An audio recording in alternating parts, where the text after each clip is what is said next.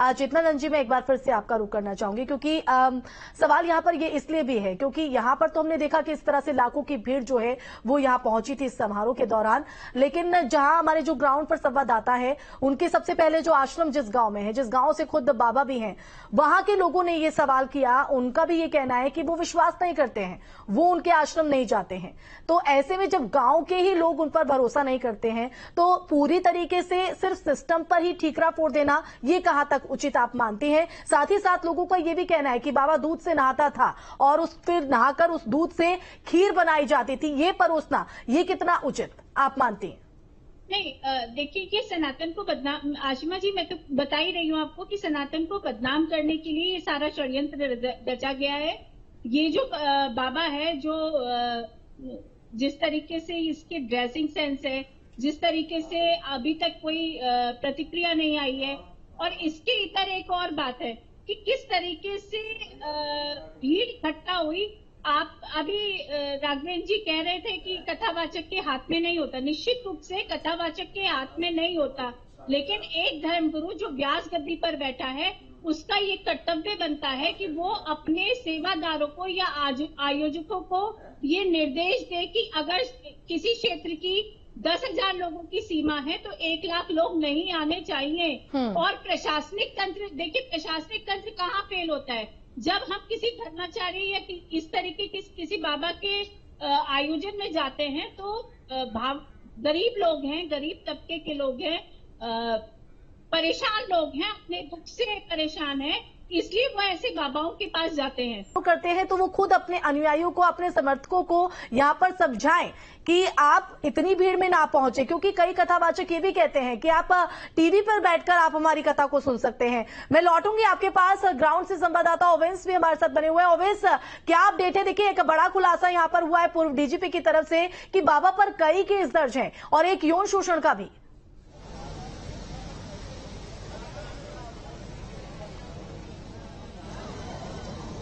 बिल्कुल, देखिए बाबा पर 5 केस दर्ज हैं और इन 5 केसों को की अगर बात की जाए तो बाबा का विवादों से पुराना नाता है। हालांकि 5 केस जो दर्ज है जिसमें से 1 केस यौन शोषण का भी है।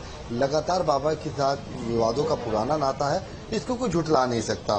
फिलहाल की अगर बात की जाए और अपडेट की बात की जाए तो 121 लोगों की अभी तक लगातार मौत हो चुकी है और 28 लोग गंभीर रूप से घायल हैं। एटा की अगर बात की जाए तो एटा के अंदर में 27 शव कल भेजे गए थे, जिसमें से 20 के पोस्टमार्टम हो चुका है, 7 बचे थे, जिसका भी चंद घंटों के बाद जो प्रक्रिया है पोस्टमार्टम की वो पूरी कर दी जाएगी। साथ ही साथ में जो घायल हैं उनका उपचार लगातार चल रहा है। 100 से ज्यादा लोग कल बेहोश हो गए थे, उनको में भी होश आया है और होश आने के बाद जिसमें से जिनका उपचार चल रहा था, जो घायल थे, उनमें से आधों से ज्यादा की अभी तक छुट्टी भी कर दी जा चुकी है।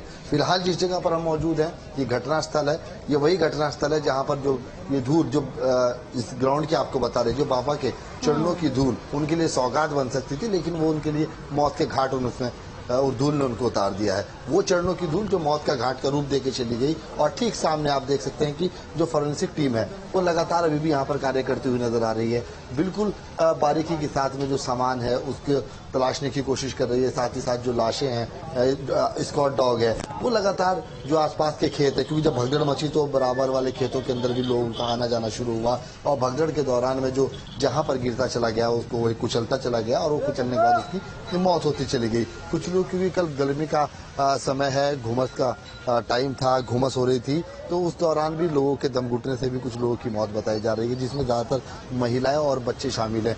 जो यहाँ पर ग्राउंड के अंदर चप्पल पड़े हुए हैं, चप्पल, जूते और जो सामान है, ये अपना आप में खुद बयां कर रहा है कि किसी को आंसू बहाने की जरूरत नहीं है, आंसू अपना आप उसके निकल सकते हैं। ये बहुत बड़ा जो हादसा है खुद अपना आप एक बहुत बड़ा दस्तक देता हुआ ये जो हाथरस का दर्द है वो लोगों की आंखों के सामने और आंखों के अंदर में आंसुओं के रूप में बदलता हुआ नहीं बल्कि एक तस्वीर के रूप में खिंचता हुआ नजर आ रहा है। वहीं मुख्य सचिव और डीजीपी ने पूरा मोर्चा संभाल रखा है। कल से हाथरस के अंदर में उन्होंने डेरा डाला हुआ है और बारीकी से हर चीज पर निगाह रख रहे हैं। साथ ही साथ तमाम जो जांच के पहलू हैं अब उनको भी साकार करते हुए जो प्रशासनिक अधिकारी हैं वो उस पर खरे उतरने का काम करते हुए नजर आ रहे हैं। चाहे डीजीपी हो, चाहे चीफ सेक्रेटरी हो, एडीजी हो, आईजी हो, सभी की निगाहें इस पूरी घटना पर टिकी हुई हैं और जल्द से जल्द जांच रिपोर्ट पेश करने की बात की जा रही है। इससे चंद मिनटों के बाद यहाँ पर जो अधिकारी है वो बिल्कुल मैं लौटूंगी ओवैस आपके पास। चर्चा पर एक बार फिर से रुक करते हैं हमारे खास मेहमानों का। एच.एस. रावत जी, मैं अब आपके पास आना चाहूंगी। आपने चित्तानंद जी को भी सुना और आचार्य राज मिश्र का भी जो यहाँ पर ये कहना था कि आयोजकों को नहीं पता होता है, तो आप इस बात से कितना इत्तेफाक रखते हैं और साथ ही साथ क्या पूरी तरीके से सिस्टम पर ही ठीकरा फोड़ देना ये उचित आप मानते हैं? देखिए, बिल्कुल उचित नहीं मानता। सिस्टम पे ठीकरा फोड़ना उचित नहीं है। जो कथा करता है, जो बाबा होता है, उसको इस बात का एहसास होता है कि मेरी पब्लिसिटी कितनी है और मेरे पास किस प्रकार के लोग हैं और मेरे भक्त किस प्रकार के हैं, वो सब जानते हैं। कथावाचक की नजरों में मंच से सब दिखाई देता है कि कहां अव्यवस्था हो रही है और उसका कंट्रोल करने का अधिकार भी हो जाता है व्यासपीठ से। ऐसा नहीं है कि हम भी प्रवचन करते हैं, हम लोगों को देखते हैं और हमें जहां लगता है कि किसी सम्मेलन में अव्यवस्था हो रही है तो हम ऑर्गेनाइजर को हिंट देते हैं, उनको इंस्ट्रक्शन देते हैं कि इन लोगों को बैठाइए, इनको लाइन में लाइए, उपद्रव मत होने दीजिए।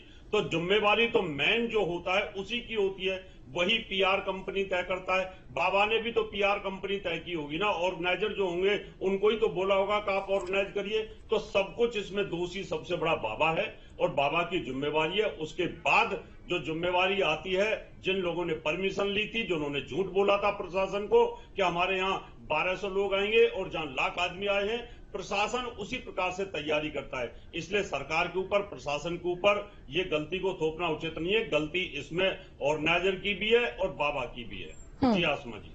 बिल्कुल, आचार्य मिश्र जी आप कुछ कहना चाह रहे थे? देखिए, सबसे पहले मैंने ये नहीं कहा है कहीं भी कि नहीं जी ऑर्गेनाइजर की गलती नहीं है, मैं ये नहीं कह रहा। लेकिन आप ये तो कह रहे थे ना कि आयोजकों को नहीं अंदाजा होता इस बात का।